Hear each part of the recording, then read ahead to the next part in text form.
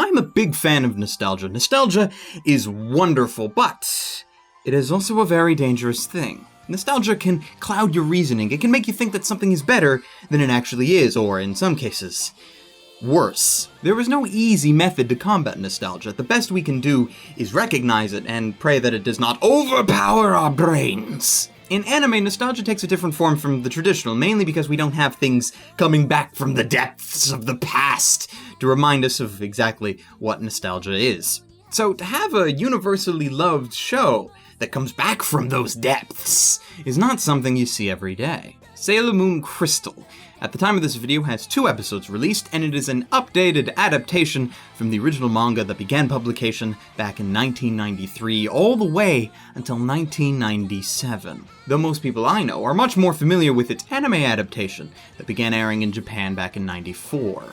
Ladies, gentlemen, and others, my name is Arcada, and welcome to First Reaction. Today, a brief look at the next series to hold the name Sailor Moon. Let's jam!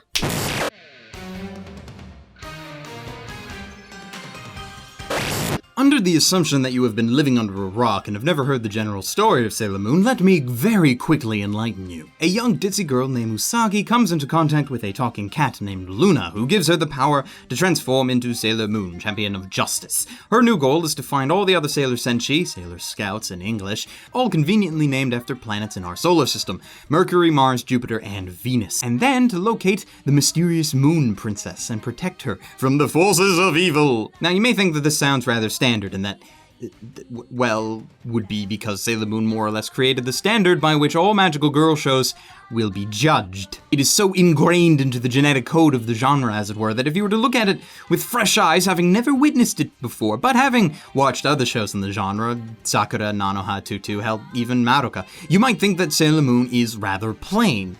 You would be kind of right with this assumption. Seriously, from the start of the series all the way until the end of the first story arc, which Crystal has yet to get to, there's nothing in the story that is particularly groundbreaking. Sure, we've only seen 2 episodes, but being a fan of the series, this is one of the few cases where I actually own the manga, so I know what happens.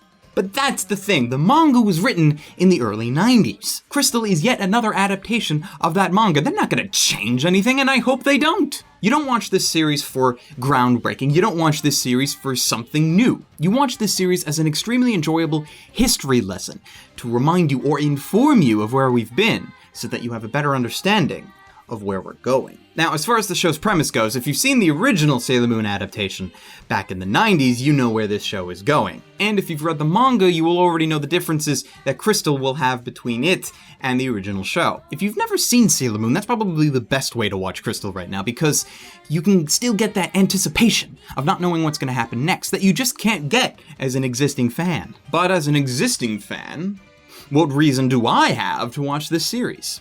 Well, I can't speak for all fans, of course, but in my case, I'm watching this series because it has been a very long time since I've watched the original Sailor Moon series, and it's also been quite a while since I last reread through the manga, so I'm watching this series as a sort of entertaining refresher to the story of Sailor Moon. Crystal refreshes the story in my mind, and does so in a way that is quite fresh, because there's new animation, new music, and in most cases, new voice acting, for better or for worse. Now, I'm not a fan of the 3D that is very apparent in the transformation sequences as well as the opening. It's the kind of 3D that I have to ask, why is this here? It doesn't really add anything to the animation at all, not anything that 2D could not do at least as well, if not better. And it just kind of looks jarring, because 3D has that kind of, I don't know, almost plastic-like look to everything from clothes to skin, and it just doesn't seem to mesh well with the rest of the show. And again, I'm very curious as to why they did it, because I don't see it. I just kind of wish they didn't even bother with the 3D. It could have looked really good in 2D. Maybe it was a budget thing, or maybe they thought they just couldn't animate the transformation sequences the way they want to. I don't know.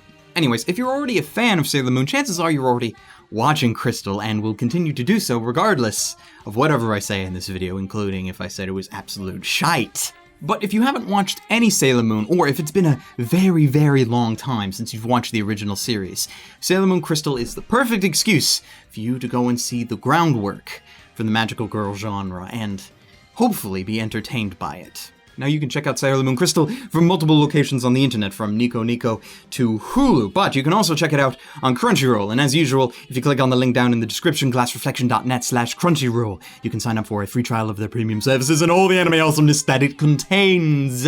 Though, full disclosure, oddly enough, Sailor Moon Crystal does not fall under the premium services restriction that Crunchyroll normally has. It's totally open to anybody to just go and watch if you have access to Crunchyroll at all. You don't need premium in order to do so, so no excuses, people. Go watch it.